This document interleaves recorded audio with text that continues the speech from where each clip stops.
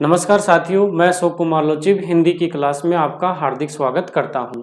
इससे पहले वाली जो हमारी क्लास थी मित्रों, वो अविकारी शब्द से संबंधित हुई थी। आज की जो हमारी क्लास होगी वो संधि से समास से संबंधित, संधि से संबंधित नहीं, संधि को हम पढ़ चुके हैं। आज की जो हमारी क्लास है वो समास से संबंधित है। समास महत्वपूर्ण टॉपिक है मित्रों। प्राय सभी जो प्रतियोगी परीक्षाएं होती हैं, सभी प्रतियोगी परीक्षाओं में समास से संबंधित प्रश्न पूछे जाते हैं। चाहे आप कोई भी प्रतियोगी परीक्षा ले लें, जिस प्रतियोगी परीक्षा में हिंदी व्याकरण है वहां समास का जो टॉपिक है वो टॉपिक दिया हुआ रहता है।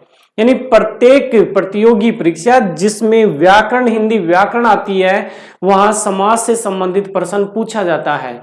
तो आज हम इसी को देखेंगे कि समास क्या होता है, इसके कितने भेद होते हैं, भेदों की संख्या कितनी होती है, पदों की प्रधानता के आधार पर कितने भेद होते हैं, पदों की प्रधानता क्या होती है, कोई भी उदाहरण आ जाए तो उसको परिभाषा के अनुसार कैसे पहचाने और वैसे कैसे पहचाने, यानी ट्रिक के माध्यम से कैसे पहचाने। तो मित्रों, आज का जो हमारा प्रकरण है वो है समास। आज का जो हमारा प्रकरण है वो है मित्रों समास। देखो मित्रों, समास जो शब्द है ये दो शब्दों से मिलकर बना है। किससे? सम धन आस। किससे मिलकर बना है? सम धन आस से मिलकर बना है। आस जो यहां है, इस आस का अर्थ होता है बैठाना या बैठना या बैठाना, या इसका अर्थ होता है आना। और यहां जो सम दे रखा है इसका अर्थ होता है पास पास। क्या अर्थ होता है? पास पास, या हम कह सकते हैं नजदीक। क्या कह सकते हैं? नजदीक। अब यहां ये जो मैंने समास जो शब्द था इसके टुकड़े किए, समधन आस किया, तो इसके टुकड़े करने के बाद में एक शब्द अपने सामने आया बैठना, बैठाना या आना, और दूसरा पास पास। यानी पास पास बैठाना या पास पास शब्दों का बैठना या पास पास शब्दों का आना ही क्या कहलाता है? समास कहलाता है।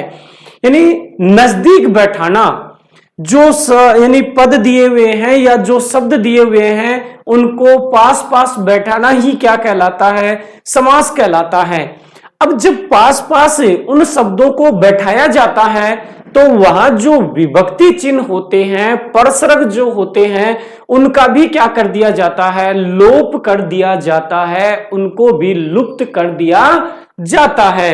यानी जहां विभक्ति चिन्ह रहित, परसरग रहित दो या दो से अधिक शब्दों को पास पास बैठाना, और ये जो प्रक्रिया होती है ये प्रक्रिया ही क्या कहलाती है? समास कहलाती है।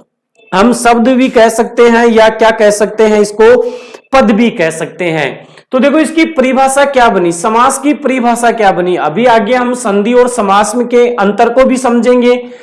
तो पहले इसकी परिभाषा क्या हो रही है उस परिभाषा को देखें एक बार आप। देखो इसकी परिभाषा, देखो मित्रों, कोई भी जो आप परिभाषा याद कर रहे हैं उसको रटने की आवश्यकता नहीं है, जो कहा जा रहा है उसके अनुसार चलो। देखो, सम धन आस, बैठना, बैठाना, आना, पास पास, यानी शब्दों या पदों का पास पास आना, लेकिन उसमें परसरग का क्या हो जाएगा? लोप हो जाएगा। यानी परसरग रहित, यानी उपसर्ग की जो कारक की जो विभक्तियां होती हैं, कारक की विभक्तियों रहित दो या दो से अधिक पदों का पास पास आना ही क्या कहलाता है? समास कहलाता है। तो देखो मित्रों, परिभाषा क्या बनी? परसरग रहित, परसरग रहित, परसरग रहित दो या दो से अधिक, दो या दो से अधिक पदों का, या दो या दो से अधिक पदों को पास पास बैठाना ही समास कहलाता है। बैठाना ही समास कहलाता है। मैंने लिखा परसरग रहित दो या दो से अधिक पदों को पास पास बैठाना ही समास कहलाता है। देखो, पदों को पास पास बैठाना, किस प्रकार से पास पास बैठाना? जैसे देखो, हमारे सामने उदाहरण दिया हुआ है, उदाहरण के द्वारा हम इसको समझते हैं। और हमारे सामने उदाहरण है मित्रों, जैसे हमारे सामने आ गया राजपुत्र, उदाहरण है हमारे सामने राजपुत्र। अब जब इसका हमने विग्रह किया तो विग्रह बना राज का पुत्र। क्या विग्रह बना? राज का पुत्र। भाई देखो, राज का पुत्र है, यहां एक पद राज हो गया, दूसरा पद पुत्र हो गया। इसमें से परसरग का लोप करेंगे पहले तो। क्यों?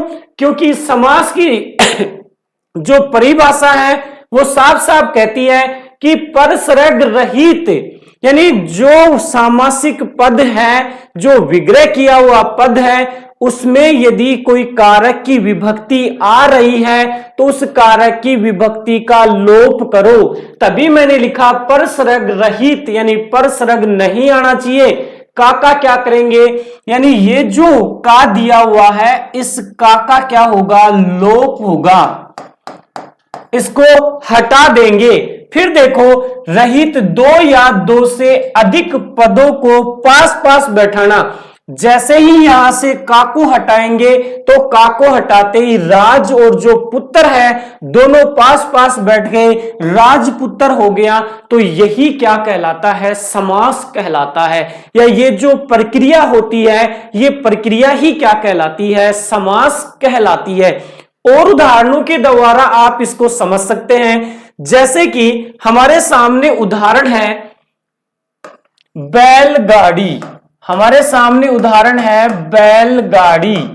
अब बैलगाड़ी उदाहरण है, जब इसका विग्रह हम करते हैं तो होता है बैल से चलने वाली, बैल से चलने वाली गाड़ी, बैल से चलने वाली गाड़ी। अब यहां देखो, जो बैल से चलने वाली गाड़ी, जो ये पद दिया हुआ है पूरा का पूरा, ये जो हमारे सामने विग्रह करके दिया हुआ है, इस विग्रह में से पहले तो परसरग जो आ रहा है उसका लोप करेंगे, यानी से का क्या करेंगे? लोप करेंगे। और यदि कारक की विभक्ति के साथ साथ अन्य कोई पद भी वहां आ रहा है तो उस अन्य पद का भी क्या करेंगे? अन्य पद का भी लोप कर देंगे। और इन सभी पदों का लोप करने के बाद में जो दो पद बचेंगे या दो से अधिक पद बचेंगे, वही प्रक्रिया क्या कहलाएगी? समास कहलाएगी। बैल से चलने वाली गाड़ी में से का लोप हो गया, चलने वाली का लोप हो गया। बैलगाड़ी को हमने साथ में बैठा दिया तो हमने दो या दो से अधिक पदों को क्या किया? एक जगह बैठा दिया। तो ये प्रक्रिया जो होती है, ये प्रक्रिया ही क्या कहलाती है? समास कहलाती है। और उदाहरणों के द्वारा समझ सकते हैं। जैसे हमारे सामने है तन, मन, धन आदि, ये लिखा हुआ है। अब हम क्या करेंगे? यहां जो परसरग आ रहा है आदि, ये जो आदि परसरग आ रहा है, इसका क्या करेंगे? लोप करेंगे। और इसको क्या बना देंगे हम? तन मन धन। क्या बना देंगे? तन मन धन बना देंगे। तो दो से अधिक पद थे, उनको हमने परसरग को हटाकर पास पास बैठा दिया। तो ये जो पास पास बैठाने की प्रक्रिया है, ये क्या है? समास है। और उदाहरण के द्वारा समझना चाहें तो आप समझ सकते हैं। जैसे मुर नामक राक्षस शत्रु था जिसका है, मुर नामक राक्षस अरि था जिसका, अरि था जिसका। अब यहां देखो, इतना लंबा सामासिक पद आ रहा है कि मुर नामक राक्षस अरि था जिसका, यानी मुर नामक राक्षस शत्रु था जिसका। अब इसमें समास करना है अपन को, तो समास करना है तो कारक की विभक्ति और कारक की विभक्ति के अलावा जो दो पद दिए हुए हैं या दो से अधिक पद हैं, इसको और जिसका था इसका, इनका क्या करेंगे, लोप करेंगे और लोप करके ये जो पद बनेगा वो क्या बनेगा, मुरारी बनेगा। तो यानी देखो यहां दो पदों को हमने एक जगह व्यवस्थित कर दिया, तो यही क्या है, समास है। इसके बाद में देखो मित्रों, संधि और समास में अंतर। संधि व समास में अंतर, यानी संधि व समास में अंतर क्या होता है। देखो संधि में भी, वहां संधि जो होती है, संधि में ध्यान रखना वर्णों का मेल होता है, जबकि समास में पदों का मेल होता है।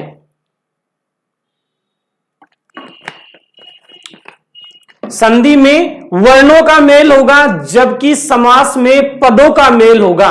भाई जब हमने संधि पढ़ी थी तो हमने पढ़ा था वर्णों का मेल, वर्णों का मेल, और वर्णों का मेल होने के बाद में जो विकार उत्पन्न होता है वो क्या, संधि है, वो क्या है, संधि है। लेकिन यहां समास में क्या होगा, ध्यान दें, समास में वर्णों का मेल न होकर पदों का मेल होता है। किसका मेल होता है, पदों का मेल होता है, पदों का मेल।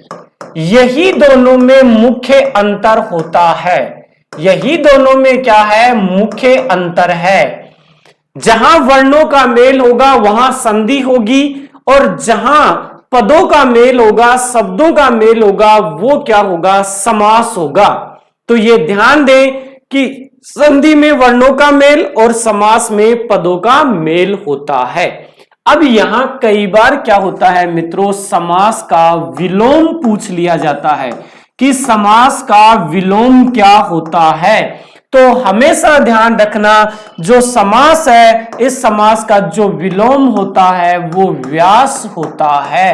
यानी समास का विलोम क्या होता है, व्यास। हमेशा ध्यान रखना, पूछा हुआ प्रश्न है, समास का विलोम होता है व्यास, जबकि ज्यादातर जो मित्र हैं वो करते हैं विग्रह। समास का जो विलोम है वो विग्रह नहीं होता है, समास का विलोम क्या होता है, व्यास होता है। जबकि संधि का जो विलोम होगा, किसका विलोम, संधि का विलोम, संधि का विलोम, संधि का जो विलोम होता है वो विग्रह होगा या विच्छेद होगा, विग्रह या विच्छेद होगा। ये ध्यान रखना मित्रों, बहुत ही महत्वपूर्ण है, बहुत बार पूछ लिया जाता है समास का विलोम, संधि का विलोम। तो हमने अभी तक केवल समास की जो एक परिभाषा होती है उस परिभाषा के आधार पर देखा कि समास क्या होता है, समास और संधि में क्या अंतर होता है। अब इसके बाद में मित्रों आते हैं समास के प्रकार। क्या आते हैं, समास के प्रकार। देखो समास के जो प्रकार हैं उनमें जो पहला प्रकार आता है वो आता है पदों की प्रधानता के आधार पर, पदों की प्रधानता के आधार पर, पदों की प्रधानता के आधार पर। ध्यान दें मित्रों, पदों की जो प्रधानता होती है, पदों की प्रधानता के आधार पर समास के 4 भेद किए जाते हैं। कितने भेद किए जाते हैं, 4 भेद किए जाते हैं। किसके आधार पर, पदों की प्रधानता के आधार पर 4 भेद होते हैं। कैसे पदों की प्रधानता के आधार पर 4 भेद होते हैं तो वो देखेंगे। देखो पहला जो इसमें आता है वो प्रथम पद प्रधान, प्रथम पद, या ध्यान दें प्रथम पद को पूर्व पद भी कहा जाता है, पूर्व पद प्रधान।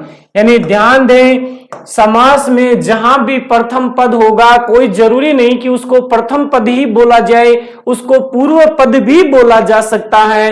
तो जहां प्रथम पद प्रधान हो या पूर्व पद प्रधान हो, वो समास कौन सा होता है? वो समास अव्ययीभाव समास होता है। अव्ययीभाव समास। प्रथम पद प्रधान या पूर्व पद प्रधान समास कौन सा हो गया? अव्ययीभाव समास हो गया।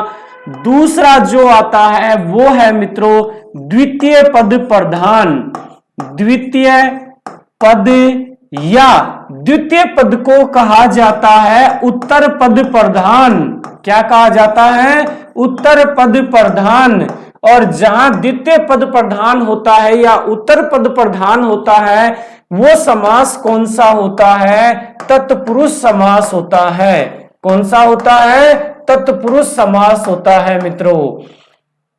द्वितीय पद को ही क्या कहा गया है? यहां उत्तर पद कहा गया है। यानी द्वितीय पद को ही क्या कहा गया है? उत्तर पद कहा गया है। तीसरा जो आता है, देखो संधि में भी दो पद थे, समास में भी दो से अधिक पद होते हैं। दो से अधिक पद होते हैं, लेकिन मुख्यतः दो पद तो होंगे ही होंगे। एक को बोल दिया जाता है प्रथम पद या पूर्व पद, एक को बोल दिया जाता है द्वितीय पद या उत्तर पद।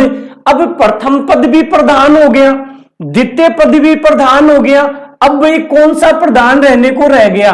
दोनों पद प्रधान जहां हो। अभी तक तो एक एक पद प्रधान था, लेकिन अब क्या होगा? जहां दोनों ही पद प्रधान हो जाएं, या ये कह दिया जाए उभय पद प्रधान। उभय पद प्रधान यानी तीसरा भेद आता है, दोनों पद या दोनों पदों को क्या बोल दिया जाता है? उभय पद प्रधान। उभय पद प्रधान यानी जहां दोनों पद प्रधान होंगे या उभय पद प्रधान होगा, उसको क्या कहा जाएगा? द्वंद्व समास कहा जाएगा। द्वंद्व समास। क्या कहा जाएगा? द्वंद्व समास कहा जाएगा। इसके बाद में भाई प्रथम पद भी प्रधान हो गया, द्वितीय पद भी प्रधान हो गया, दोनों पद भी प्रधान हो गए, लेकिन एक स्थिति ऐसी आती है कि जहां न तो प्रथम पद प्रधान होता है, न द्वितीय पद प्रधान होता है, न ही दोनों पद प्रधान होते हैं, कोई अन्य ही पद प्रधान होता है, तो वो होता है बहुब्री समास। वो कौन सा होता है? बहुब्री समास। कब? जब कोई अन्य पद प्रधान हो। तो चौथा क्या हो गया? अन्य पद प्रधान। अन्य पद प्रधान। अब अन्य पद प्रधान जो होता है वो समास होता है बहुब्री समास। कौन सा होता है? बहुब्री समास। तो इस प्रकार से मित्रों पदों की प्रधानता के आधार पर समास के कितने भेद होते हैं? 4 भेद होते हैं। जब आपके सामने प्रश्न ऐसे आए कि पदों की प्रधानता के आधार पर समास के कितने भेद होते हैं, आपका आंसर 4 होना चाहिए। और जब पदों की प्रधानता न दे रहा हो, सीधा पूछ रहा हो कि समास के कितने भेद होते हैं, तब 6 भेद होते हैं। वो अभी हम आगे देखेंगे।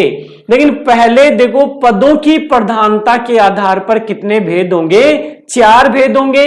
प्रथम पद प्रधान, पूर्व पद प्रधान अव्ययीभाव, द्वितीय पद प्रधान, उत्तर पद प्रधान तत्पुरुष, दोनों पद प्रधान या उभय पद प्रधान द्वंद्व समास, अन्य पद प्रधान बहुब्री समास। अब आपके दिमाग में चल रहा होगा कि क्रमधारीय जो समास है और द्विगु समास है वो कहां चला गया?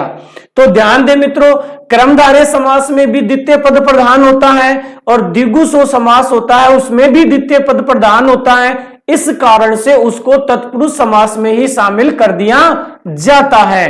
तो पदों की प्रधानता के आधार पर कितने भेद होते हैं? 4 भेद होते हैं। अब मित्रों यहां आपके दिमाग में ये चल रहा होगा कि ये पदों की प्रधानता क्या होती है। ये मेरे बिल्कुल भी समझ में नहीं आ रहा कि पदों की प्रधानता क्या होती है। अब एक बार इसको देखें। अगर आपको यह आ गया कि जो शब्द आपको दिया हुआ है उस शब्द में यदि आपने ये पहचान लिया कि इसमें यह पद प्रधान है, तो समास का नाम यानी समास को पहचानना बिल्कुल सरल है, लेकिन हम ये नहीं पहचान पाते हैं कि यहां कौन सा पद प्रधान है। ये तो हमको याद है कि प्रथम पद प्रधान होता है, अव्ययभाव होता है, लेकिन प्रथम पद प्रधान किस प्रकार से होता है, द्वितीय पद प्रधान किस प्रकार से होता है, इसको देखेंगे मित्रों। अब देखो पदों की प्रधानता क्या होती है। जैसे देखो मैंने आपके सामने एक उदाहरण तो रखा मैंने प्रत्यक्ष। मित्रों एक उदाहरण तो मैंने आपके सामने रखा प्रत्यक्ष, एक उदाहरण मैंने आपके सामने रखा राजपुत्र, ठीक है। एक उदाहरण मैंने आपके सामने रखा लाभ हानि, क्या रखा, लाभ हानि। और एक जो उदाहरण है मैं आपके सामने रख रहा हूं महावीर। सरल से कठिन की ओर बढ़ेंगे मित्रों, पहले सरल उदाहरणों को देखें, उसके बाद में कठिन उदाहरणों को देखेंगे। देखो प्रत्यक्ष, राजपुत्र, लाभ हानि, महावीर। जब भी किसी भी पद का समास विग्रह यदि आप कर रहे हैं तो उस पद का जो शाब्दिक अर्थ होता है वो शाब्दिक अर्थ ही उसका विग्रह होता है। हमेशा ये बात ध्यान रखना कि समास का जो शाब्दिक अर्थ है यानी समास के लिए जो आपको पद दिया गया है जिसका विग्रह करना है उसका जो शाब्दिक अर्थ है वो शाब्दिक अर्थ ही क्या है, विग्रह है। अब जैसे यहां प्रत्यक्ष है तो इसका शाब्दिक अर्थ क्या होता है, आंखों के सामने। क्या अर्थ होता है, आंखों के सामने। लेकिन जब भी ऑप्शन में ऐसा विग्रह नहीं आएगा आंखों के सामने, क्योंकि किसी भी समास विग्रह में जो पद दिया हुआ होता है उसका समानार्थी अर्थ नहीं लिया जाता है। प्रत्यक्ष जो है इसमें जब हम अलग अलग करेंगे दोनों पदों को तो एक पद तो हमारे सामने आएगा प्रति और दूसरा पद आएगा अक्षी। और यह हम संधि में पढ़ चुके हैं कि कौन सी संधि है, इसमें यण संधि है। क्यों है, क्योंकि यह से पहले आधा वर्ण आ रहा है और अक्ष न बनके इसका अक्षी बनता है, क्योंकि प्रत्यक्ष का जो अर्थ होता है वो आंख से लिया गया है, इसलिए यहां अक्ष न बनकर क्या बनेगा, अक्षी बनेगा। अब मित्रों इसका जो हमने दो पदों को अलग अलग कर लिया, प्रतिधन अक्षी। अब हमको पता है कि प्रत्यक्ष जो होता है उसका अर्थ क्या होता है, आंखों के सामने होता है, तो आंख के स्थान पे आपको अक्षी रखना है, आंख नहीं रखना है, क्योंकि आंख उसका पर्यायवाची शब्द हो गया, समानार्थी शब्द हो गया। समानार्थी शब्द कभी भी विग्रह में नहीं रखा जाता है। तो आपने जब इसका विग्रह किया तो विग्रह क्या हुआ, अक्षी के सामने, अक्षी के सामने। अब यहां आपने जब विग्रह किया तो इसका विग्रह हो गया अक्षी के सामने। और हम समझ रहे थे पदों की प्रधानता।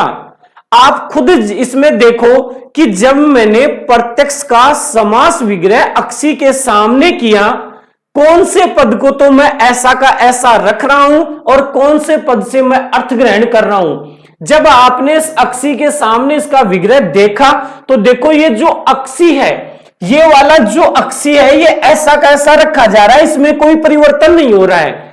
जबकि के सामने जो लेकर आए हैं हम, वो कहां से लेकर आए हैं, प्रति से लेकर आए हैं। तो प्रथम पद से अर्थ ग्रहण किया ना, द्वितीय पद से थोड़ी कोई अर्थ ग्रहण कर रहे हैं। अर्थ किससे ग्रहण कर रहे हैं, हमें द्वितीय पद से ग्रहण नहीं कर कर प्रथम पद से ग्रहण कर रहे हैं। द्वितीय पद को तो हम ऐसा का ऐसा रख रहे हैं। तो जिस पद से अर्थ ग्रहण किया जाए, जिस पद से जो सामासिक पद दिया हुआ है उसका अर्थ लगाया जाए, वही पद प्रधान होता है। वही पद क्या होता है, प्रधान होता है।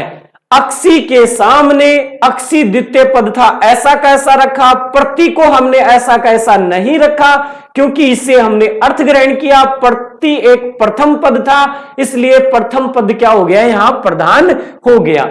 और उदाहरण के द्वारा आप इसको समझ सकते हैं। जैसे अपने सामने उदाहरण है प्रत्युत्तर। हमारे सामने उदाहरण आ गया प्रत्युत्तर। अब प्रत्युत्तर जब उदाहरण है तो जब इसका हमें दो पदों को अलग अलग करेंगे तो दो पद बनेंगे प्रतिधन उत्तर। क्या बनेंगे, प्रतिधन उत्तर।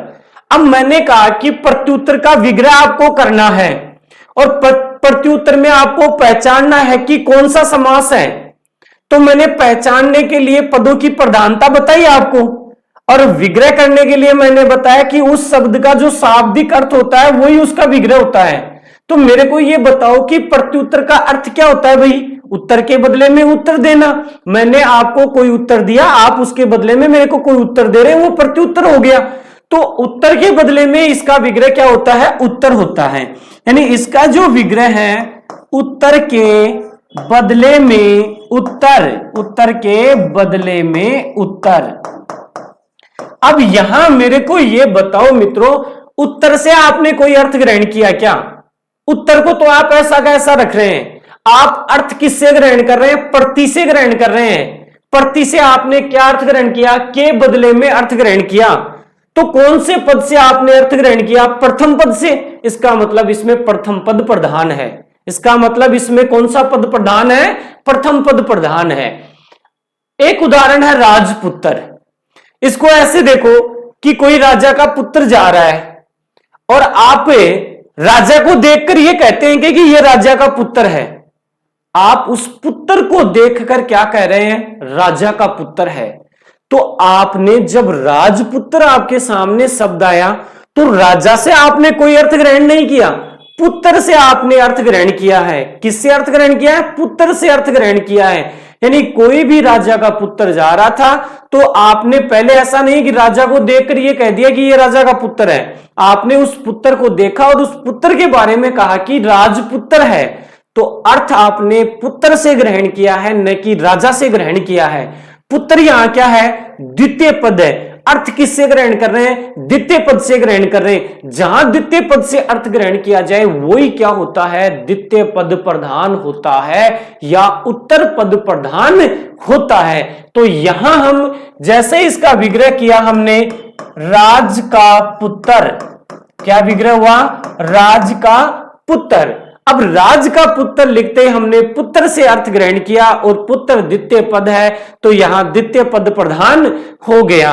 जैसे मान लीजिए आपके सामने और उदाहरण रखूं मैं, आपके सामने उदाहरण है राष्ट्रपति। भाई आपके सामने उदाहरण है राष्ट्रपति।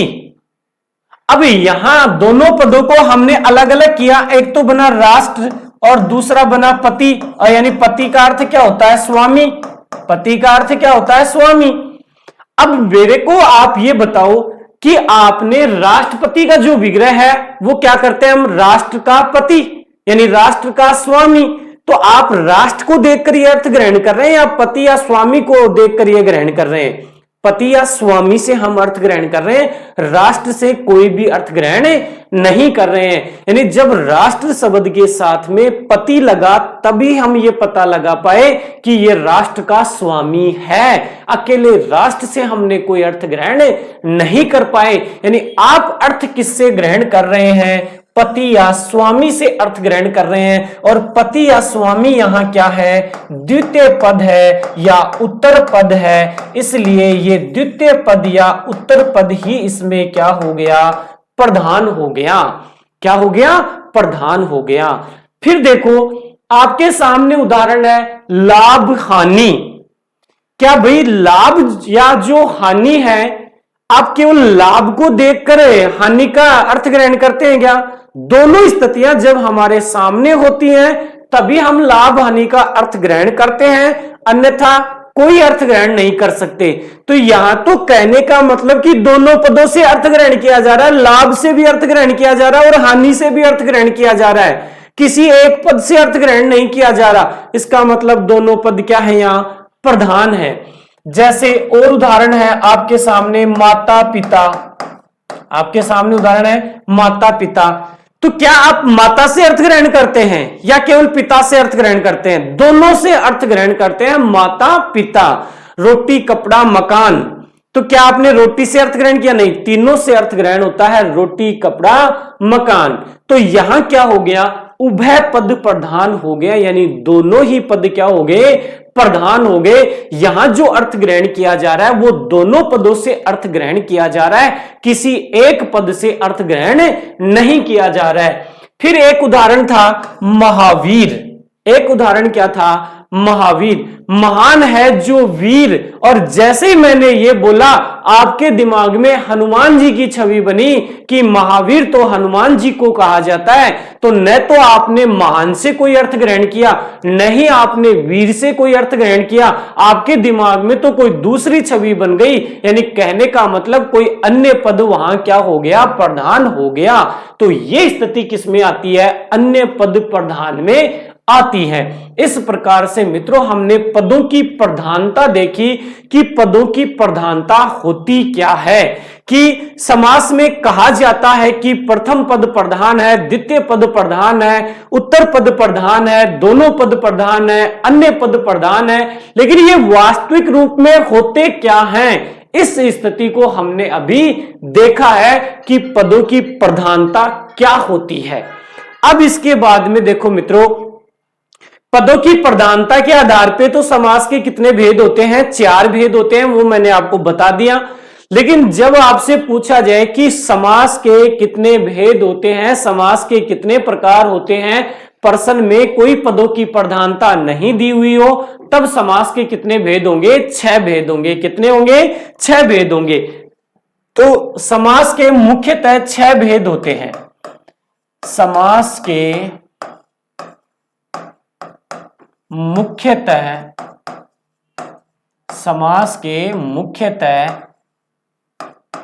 6 भेद होते हैं। कितने भेद होते हैं, 6 भेद होते हैं।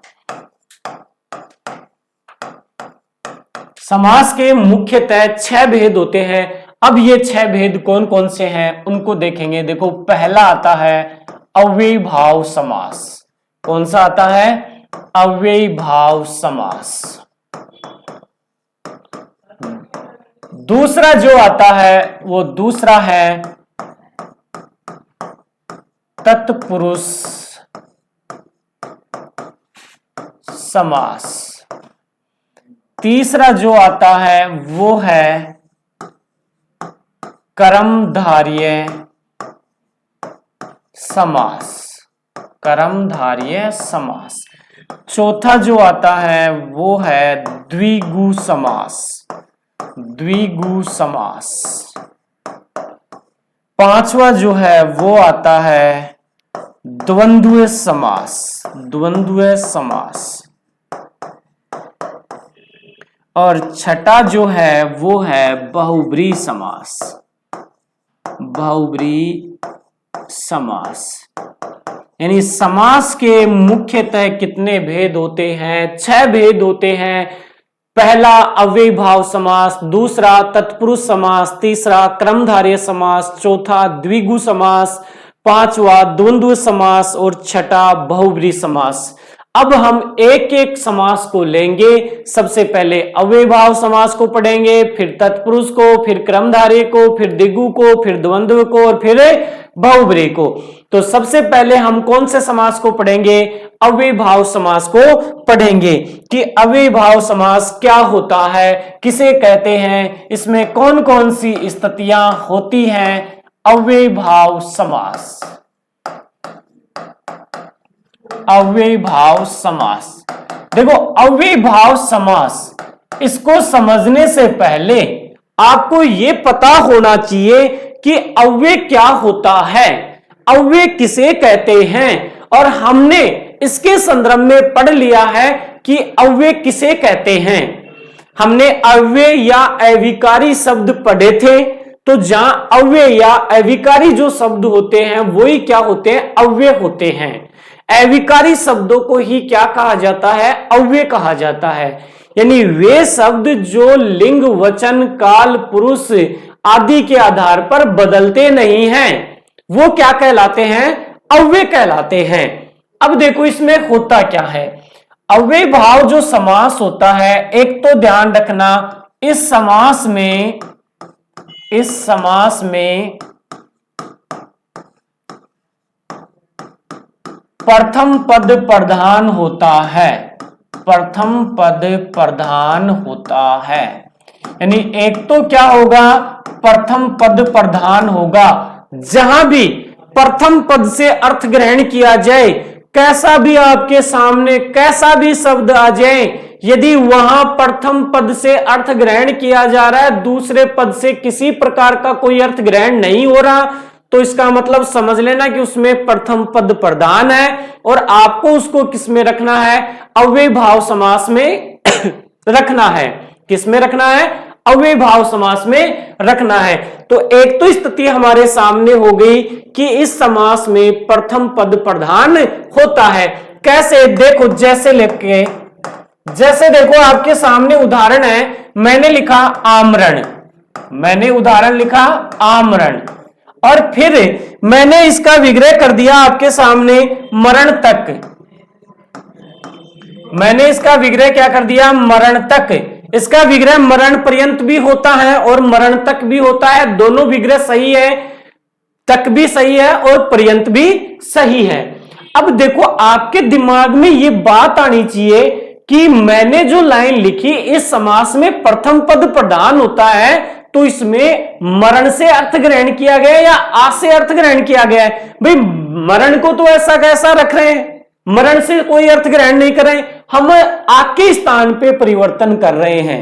किसके स्थान पे परिवर्तन कर रहे हैं, आ के स्थान पर परिवर्तन कर रहे हैं। और एक बात हमेशा याद रखना, जिस समास में दो पद होते हैं, बाकी जो समास आगे जितने भी पढ़ेंगे उन सभी समासों में जो दो पद होते हैं, दोनों पद आते हैं विग्रह करने पर भी।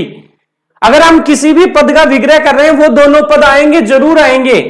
एक अव्ययभाव समास ही ऐसा है जिसमें एक पद क्या रहता है, गायब रहता है, उस पद का केवल अर्थ वहां रखा जाता है, उस पद को अपने मूल स्वरूप में वहां नहीं रखा जाता है विग्रह में, केवल और केवल उसके अर्थ को वहां रखा जाता है। मैंने क्या कहा, मैंने कहा कि अव्ययभाव समास ही एक ऐसा समास है जिसमें कि जो प्रथम पद है उसको वैसा का वैसा वहां विग्रह में नहीं रखा जाता है। बाकी आगे जितने भी समास हैं उन सब में दोनों पदों को वहां ऐसा का ऐसा रखा जाता है। जैसे हम पढ़ते हैं लाल टोपी, लाल है जो टोपी, लाल भी आ गया, टोपी भी आ गया। हम पढ़ते हैं रोटी कपड़ा मकान, रोटी कपड़ा मकान आदि तीनों आ गए। हम पढ़ते हैं यस अपयस, यस या अपयस दोनों पद आ गए। हम पढ़ते हैं जेब कतरा, यानी जेब को कतरने वाला, तो जेब भी आ गया और कतरा भी आ गया। भारत रत्न, भारत का रतन, दोनों पद आ गए वहां भी। हम पढ़ते हैं हस्त लिखित, हस्त के द्वारा लिखित या हस्त से लिखित, तो वहां हस्त भी आ रहा और लिखित भी आ रहा है। केवल और केवल अव्ययभाव समास ऐसा है जिसमें दोनों पद ऐसे के ऐसे नहीं रखे जाते हैं विग्रह करने पर। एक जो पद है, जो पद प्रधान है, उसको वहां नहीं रखा जाएगा, इसका अर्थ ग्रहण किया जाएगा। जो पद प्रधान नहीं है उस पद को वैसा का वैसा रखा जाएगा। तो यहां हमने क्या पढ़ा, इस समास में प्रथम पद प्रधान होता है, इसका मतलब प्रथम पद से कोई अर्थ ग्रहण करेंगे और उत्तर पद को विग्रह करने पर ऐसा का ऐसा रखेंगे। तो देखो आमरण में मरण को ऐसा का ऐसा रखा गया। भाई जैसे ही मैं इसको अलग अलग करूं तो एक पद तो बना आ और दूसरा पद बना मरण। आ तो क्या हो गया, आ तो आपके सामने हो गया प्रथम पद या पूर्व पद, और मरण क्या हो गया, द्वितीय पद या उत्तर पद हो गया। और अव्ययभाव समास में प्रथम पद क्या होता है, प्रधान होता है। प्रथम पद या पूर्व पद क्या होता है, प्रधान होता है। अब मेरे को ये बोलो कि क्या आ को आप यहां ऐसा कैसा रख रहे हैं, नहीं रख रहे ना, आ का तो अर्थ ग्रहण कर रहे हैं, आ का जो अर्थ होता है वो रख रहे हैं। यहां मरण यानी जो द्वितीय पद है उसको रख रहे हैं ऐसा कैसा। जहां द्वितीय पद को ऐसा कैसा रखा जाए, प्रथम पद से कोई अर्थ ग्रहण किया जाए और उस अर्थ को यदि विग्रह में रखा जाता है तो वो समास कौन सा होता है, अव्ययभाव समास होता है। उदाहरण आपके सामने है, मैंने केवल अभी तक अव्ययभाव समास में एक ही लाइन लिखी है, इस समास में प्रथम पद प्रधान होता है। जैसे और देखें, आपके सामने है विदेश, उदाहरण है विदेश। अब आपने जैसे ही इसको अलग अलग किया, एक तो बना वी और दूसरा बना देश, और जब आप इसका विग्रह करेंगे, विदेश का विग्रह करेंगे, तो विदेश का विग्रह होगा दूसरा देश, दूसरा देश। वी क्या है? वी पूर्व पद है या प्रथम पद है? देश क्या है? उत्तर पद है या द्वितीय पद है? आप यहां देश को ऐसा कैसा रख रहे हैं, उत्तर पद को ऐसा कैसा रख रहे हैं, अर्थ किससे ग्रहण कर रहे हैं? प्रथम पद से ग्रहण कर रहे हैं। वी को ऐसा कैसा नहीं रख रहे हैं, इसका तो अर्थ ग्रहण कर रहे हैं। ऐसा केवल और केवल अव्ययभाव समास में होता है, बाकी अन्य किसी समास में ऐसा नहीं होता है। आपके सामने उदाहरण के द्वारा प्रस्तुत किया जा रहा है। और उदाहरण देखना चाहें तो और उदाहरण देख लें। पहली बात हम अव्ययभाव समास में पढ़ रहे हैं कि इस समास में प्रथम पद क्या होता है? प्रधान होता है। हम पढ़ रहे हैं प्रथम पद प्रधान होता है इस समास में। प्रथम पद प्रधान होता है, यही तो पढ़ रहे हैं भाई। अब प्रथम पद प्रधान होता है, कैसे होता है, इसको उदाहरणों के माध्यम से हम समझ रहे हैं। तो आपके सामने और उदाहरण यदि मैं रखूं तो जैसे आपके सामने उदाहरण है लापरवाह है, लाइलाज। मैंने आपके सामने उदाहरण लिखा लाइलाज। अब जैसे आपने इस पद को देखा तो आपने इसके दो टुकड़े किए, एक तो ला और एक इलाज। बोलो दो पद आ गए। अब लाइलाज का अर्थ क्या होता है? जिसका कोई इलाज ना हो। लाइलाज का क्या अर्थ होता है? जिसका कोई इलाज ना हो। तो बोलो इलाज, तो जब आप इसका अर्थ बता रहे हैं तो इलाज तो इसमें आ रहा है ना, लेकिन ला इसमें नहीं आ रहा है। क्या नहीं आ रहा है? इसमें ला नहीं आ रहा है। अर्थ किससे ग्रहण कर रहे हैं? ला से ग्रहण कर रहे हैं। और ला क्या है? एक पूर्व पद है या प्रथम पद है। इलाज क्या है? उत्तर पद है या द्वितीय पद है। अर्थ किससे ग्रहण किया आपने? अर्थ आपने ला से ग्रहण किया, इलाज से आपने कोई अर्थ ग्रहण नहीं किया। ला को आपने ऐसा कैसा नहीं रखा, इलाज को आपने ऐसा कैसा रखा। बाकी जो आगे सभी समास हैं उनमें दोनों पदों को ऐसा कैसा रखा जाता है। चाहे आप कोई भी समास देख लें, एक अव्ययभाव समास ही ऐसा है कि जिसमें द्वितीय पद को ऐसा का ऐसा रखा जाता है और प्रथम पद या पूर्व पद से क्या किया जाता है? अर्थ को ग्रहण किया जाता है। तो इसका विग्रह क्या किया? इसका विग्रह हो गया इलाज रहित। क्या हो गया? इलाज रहित, या जिसका कोई इलाज ना हो। तो इलाज तो ऐसा कैसा आ गया ना। आपने रहित जो अर्थ ग्रहण किया वो किसका अर्थ ग्रहण किया? ला का अर्थ ग्रहण किया। तो ला क्या है? एक पूर्व पद है, प्रथम पद है। इसका मतलब इसमें पूर्व पद प्रधान है या प्रथम पद प्रधान है।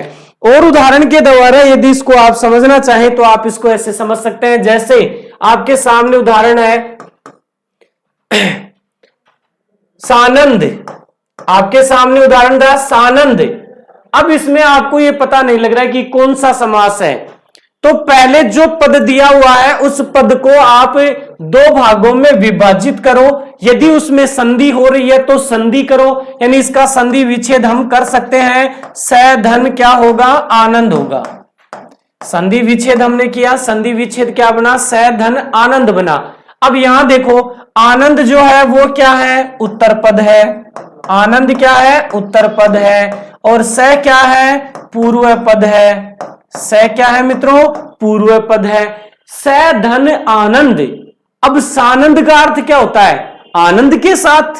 सानंद का क्या अर्थ होता है? जो कार्य आनंद के साथ में किया गया वहां सानंद की प्राप्ति होती है। तो आनंद के साथ, यानी इसका जो विग्रह होगा वो क्या होगा? आनंद के साथ। आनंद के साथ। अब भाई मेरे को ये बताओ कि आपने कौन से पद को इसमें ऐसा कैसा रखा है? आपने आनंद को ऐसा कैसा रखा है इसमें। आनंद क्या है? आनंद एक उत्तर पद है। आनंद क्या है? एक उत्तर पद है। और आनंद को आप ऐसा का ऐसा रख रहे हैं। अर्थ किससे ग्रहण कर रहे हैं? आप स से अर्थ ग्रहण कर रहे हैं। स को यहां ऐसा कैसा नहीं रख रहे हैं। तो यही कौन से समास में होता है? अव्ययभाव समास में होता है।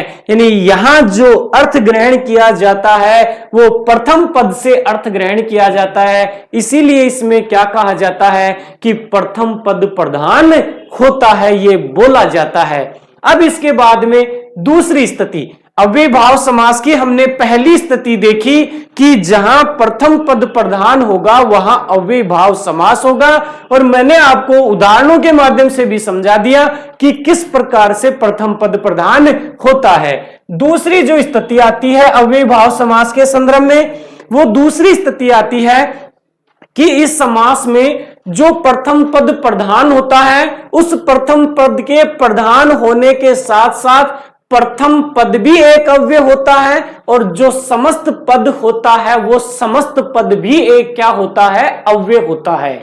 मैंने क्या बोला, प्रथम पद तो प्रधान है ही है, प्रथम पद प्रधान के साथ साथ यहां जो प्रथम पद है वो अव्यय भी है, और जो समस्त पद है वो भी क्या है, एक अव्यय है। तो दूसरी स्थिति आई प्रथम पद अव्यय होता है, प्रथम पद अव्यय होता है तथा समस्त पद भी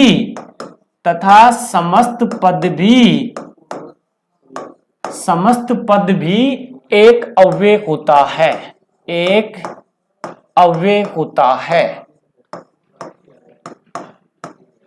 समस्त पद भी एक अव्यय होता है।